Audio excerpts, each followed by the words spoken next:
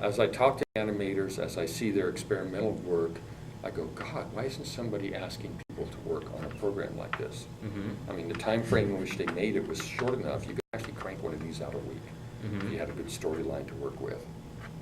You know? And the fact that a single episode of The Simpsons costs more to make than an entire 26-episode Japanese show. You know, I mean, there's money. It's just, you know, not much variety. And that's true for regular television also, because regular TV shows go on and on and on and on. Whereas in Japan, they're only 26 weeks long or so. Yeah, so what was your take on the American attempts to copy anime like Teen Titans? I think it was cool. It was adding in some fresh blood, some fresh concepts. Some of the people involved in Teen Titans are hardcore anime fans themselves. Ah, that makes sense. Yeah. Some of the screenplay writers came out of the anime fan scene from the early American anime fan scene, like in the 80s and 90s, early 90s. So you had some really interesting stuff there. And then, of course, you got the influence in Avatar from Hong Kong cinema and stuff. And one of the cool things about Avatar is apparently they let the animators in Korea make suggestions, and they incorporated some of those in. So that show managed to produce some things. In spite of the fact that I wanted to slap any smarmy kid in an American animation show. You know? I mean, these kids are talking like 40-year-old guys. They're like jaded, you know. No, do a show where kids are kids, you know. Yeah. Well, then again, with the characters from Avatar, if you saw the things they saw, you'd be a little bit jaded too. Yeah. But, you know, not like smarmy suburban white kids, you know. Boring after a while. But, you know, there is creativity. There is some stuff happening, but it's with limited confines, you know. Yeah, and that's why, like, I really do, like, you know, want to see more series, like, maybe more like Teen Titans, especially like Avatar, like Last Airbender. Like, that was an amazing show. Arguably, it's one of my favorite show on Nickelodeon. Yeah. And it's just like I can tell, and I'm pretty sure like you must have looked at like just the time and the effort, the concept. You know, they got like when they're doing like all the different moves, they got like a martial arts expert to show them like, you know, how to do the moves like that. So that stuff like that is amazing. Cross-cultural fertilization can really result in interesting things. I mean, that's one of the things that you can see in anime. You can see the influences from American cinema quite easily. What's a little bit harder for Americans to see is the influences from like French cinema or Polish cinema. You know, which also are definitely there, especially with certain directors. Mamoru Oshii has a lot of influence from East European cinema in his works. You know, and that becomes part of the dynamics. So when you have that, things start changing, things start going in different directions. Now, my final question is, you were recently featured, well, not recently featured, I actually found a clip of National Geographic's Taboo series in which they were talking about crossplay, and I saw you, and I'm like, wait, I know this guy. He goes to FanimeCon every year. How did you get on that project to talk about the crossplay? I'm not fully sure, but it was National Geographic Australia that did that segment. They contacted me by email and asked me if I was willing to do it, and I said sure. Face it, anything to get my face out there. You know, my statistics on my website are still up. You know, like bumped up the first day and dropped back down, but then it's gone back up again. But so you know, it was simple. Just go there, sit for a couple of hours, do the interview and stuff. They gave me the questions in advance, you know, so I had an idea of what they were going to be asking things. But beyond that, in this case, I don't know who was the one that recommended me. I have suspicions. There's certain people in the anime industry they may have contacted, or actually there's certain academics in the U.S. they may have contacted because, you know, they had Susan Napier on there. For all I know, she may have recommended me, you know, because she and I had met and we've exchanged email and stuff. So that's a possibility. I'm not sure. I mean, with Pixar, I know who recommended me because it was people in Japan who had recommended me to Pixar as somebody that could do a class for their people, which was easy because it was right on the bus line to go home after work. Just get off the bus and walk over to Pixar. That's pretty awesome. I've been reminded there so many times. Yeah, so they have free Pete's coffee at Pixar. Oh, That's nice. I'm so jealous. Yeah, I would just sit in the lobby. Actually, I wouldn't get myself coffee because I'd already had plenty of coffee that day. So I just poured myself a large soda, and I'd sit there with like magazines and stuff and my notes for that day, and work on my notes until the students started showing up and dinner started showing up because they always had a catered dinner. And God, that was a challenging thing to. How do you explain do an 8-week class to Pixar people on Japanese animation, because here, like some of the cream of American animators. So I decided, okay, I'll show them as much different types of anime, stylistic, visually, storyline, etc., as I could, and then we would discuss things. And it was quite fun with the screenplay writers, because at the very beginning they were just astonished at the differences in story writing techniques and stuff. Wow. And I showed them some of Yuki Kaze, and one of the technical guys was going, God, the computer animation in this, it's nice, but it's not that sophisticated. And then I showed a documentary clip that you saw what they were using. Macintosh desktop machines. I did all that on Macs. And he was blown away. Wow. But it was a difficult class to teach because of the simple fact that, how does one break something down like that? But it worked out pretty well. There was only one guy in class who had any real exposure to anime because he had grown up in France. The rest of the people were familiar with Miyazaki, not much else. That's true. And, Hayao Miyazaki was like the mainstream face before anime became popular. Yeah. That's true. And like I think I think really his work I think has I talked to you probably agree too that he's the one that really I think made anime like or popular or made it like this it could be viable I think. Yeah. Because like you look at his work like and I look at the background it's absolutely amazing like all the detail behind it. And you realize what the guy went to college for? He got his degrees in economics and social policy. Oh. Sounds like me. Yeah. I mean, Yeah, you it's can't like the CEO at Dynex dropped out from a nuclear physics program. What? He did great the first semester of school. He got really good grades, attended classes. Then he discovered the science fiction club and had to repeat the second semester 3 semesters in a row before he dropped out. Wow. So the sci-fi bug bit him, and the rest is history. Ate his Wow. academic career, and that helped the founding of Gynex. Wow. And the rest is history. We've had Ava 15 years since then. I'll ask him how is his nuclear physics program when we see him next year. Yeah. Well, it wasn't Yamaga-san. It was Oh. actually one of the other guys in the group. That crew of people came out of the kind of Osaka-based science fiction clubs, multiple clubs, because they were at all different schools.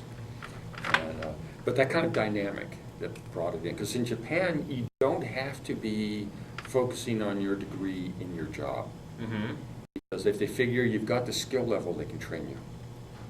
Miyazaki's major advantage was he had been a member of the Children's Literature Club when he was in the university. So that was a big factor. Which explains why a lot of his movies seem to be oriented toward a younger audience. Yeah. Well, also, there's a financial thing.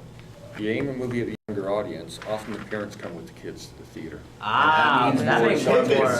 sales, which means more revenue. It's more so in the U.S. because in Japan it's not unusual to let a 10-year-old go out by themselves and go do something. Really? But here, the kids are kept on such a short leash, it's Yeah. unbelievable. Yeah, I remember reading an article where a guy talked about his daughter was invited to Disneyland by one of her friends, and her friend shows up alone. And the parents are going, what? They call the mother of the other girl, and the girl goes, yeah, all I gotta do is take the train, they'll be there, they'll be fine. Yeah, like Parents nowadays, they just Two 10-year-olds go off to Disneyland, no problem, in Japan. Yeah, but then again, like I think that they start learning how to like travel, like take the train, like at a very early age, because like Yeah. their parents are working, they can't always take their kids. Well, whatever. plus it's safer. Japan's a much safer society. I Whereas- took a friend of mine through one of the most dangerous neighborhoods in Tokyo, and then later on I mentioned it to him. Oh, by the way, we just went through one of the most dangerous neighborhoods in Tokyo. He goes, what? And I go, yeah, outside of work in downtown San Francisco is more dangerous than that neighborhood we walked through. And I should know, I walk through downtown like several times every year. But Wow. the thing Very is, new. the lower crime rate and so forth. Also higher population density. Mm-hmm. If something happens, there's always people around. So that means That more- means you got tens or hundreds of witnesses. Yeah, and so therefore You can't less solve it. likely something's going to happen. Whereas in America, where we spread everything out, it's much easier for people to be isolated in places of danger. I mean, people Yeah, get you mugged get locked in a back nearby alley, work somebody at mugs night. you, nobody run Yeah. to help. Japan, the population density is so high and everything. Plus, there's all sorts of stigmas associated with criminal activity and stuff in Japan, so it makes a factor. But yeah, so interesting things. We'll see what happens in the next year or two, or 3 or 4. I'm looking forward to I like mean, Dirty Pair coming out on DVD. I hope for a resurgence of stuff like Bubblegum Crisis for the younger generation to see. Yeah. Well, the thing is, they have to have it shown to them. They have to be exposed to it. most of them have never even heard of it. Yeah. So like the older titles for newer fans thing we've been doing. For example, I'm going to be popping up some things this time that people haven't seen. People have probably heard about but haven't seen. We're even talking. I'm even considering doing a whole Universal Century Gundam. I would so be there. From the original Gundam thing all the way on. Huge Gundam fans all around this table here.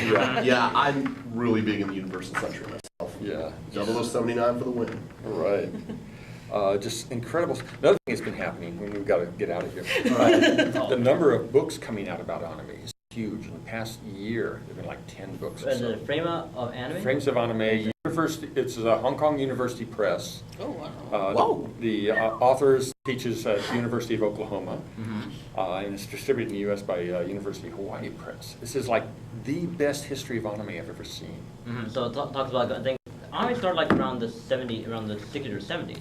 Anime dates Astro Boy, back. The first commercial anime is 1915. I think. Yeah, I heard about that. Was it Way- Benkei Nishiwaki or something? Yeah, and little tiny clips before movies. A la Disney. Yeah, and then the first animated feature is World War II, Okay. which I have on VHS. Because I know it's the only way to get it, even in Japan. I have the Japanese VHS. Momotaro and the Divine Warriors of the Sea. And then, of course, the first color feature, 1955. And, then TV anime beginning in 63 with little tiny shorts on NHK, and then eventually the first half-hour shows. Such as Astro That's Boy and one out of- Gigantor. Right, that I heard Astro was like the original. Yeah, and then Gigantor came, came right after that. So, it's had an interesting long history, paralleling many things. Yeah, and I mean, here we had Disney that was the pioneer of animation, and Japan seemed to be following Disney's example, paralleling the whole way. Actually, a lot of influence from the Fleischers. Popeye, Boop, and so forth. The Especially Superman shorts. If you look at Tezuka, you'll often see like Bluto in the background scene, or another character from a Fleischer movie in the background. He did all these homages to Fleischer characters. When he drew animals, he drew Disney. When he drew people, he drew Fleischer. You can see the influences there. Yeah, that's a part really of the interesting fun. concept there. And of course, there you have the cross-cultural thing, because the Fleischers were Austrian. They hadn't moved to the U.S. because there wasn't that much opportunity to do animation in Austria, but they could do it in New York City. And later in Hollywood. Yeah. So you get all that. And you look at Hollywood, a lot of the major early people were immigrants, including illegal immigrants. Goldwyn of MGM admitted as he was dying that he was illegal. Oh, Wow. Yeah, he couldn't they wouldn't let him in the U.S. when he tried. So he got into Canada and snuck over the border and started working as a janitor in Hollywood. And eventually worked him up to one of the heads of MGM. But he was terrified he would get deported. So he never admitted it until he was dying. He never left the U.S. And once he was Once dead he and was here, gone, he they was couldn't here. do a thing about it. He was buried in U.S. soil. Well, I look forward to, all of us, we look forward to like your next works and stuff like that. You're hoping, like, in the I really future do that look too. And I still do stuff on the web. My most recent, I actually did my first review for a website, the Japan Subculture Center. I reviewed the Silent Dawn Yakuza manga. The first 3 volumes are available for the iPod, an iPhone. Yeah, I mean, you used to have to carry your manga books around with you. Nowadays, all you need is an iPad or an iPod Touch, and you can just read it on the go. Just But it's a from little your phone. difficult on like an iPod because you're reading one frame at a time. It's a different feel. Yeah, You have a different iPad, you feel. might get a bit of a better feel for it. Yeah, you can get a whole page. But it's the birth of a new medium for the stories. I think we might soon see all digital manga. Who knows? The printed manga might eventually, in a few decades, go obsolete. It could, or it'll probably see both for a long time. Yeah, printed media aren't going to go anywhere anytime. well, thanks a lot for the interview, and I hope to see you around FanimeCon. Yeah, it's I'll nice be to see you. Thank you for your time, and please, Thank you for your time, and please enjoy the rest of the con. And yes, If you have do more enjoy questions, that. feel free to email me.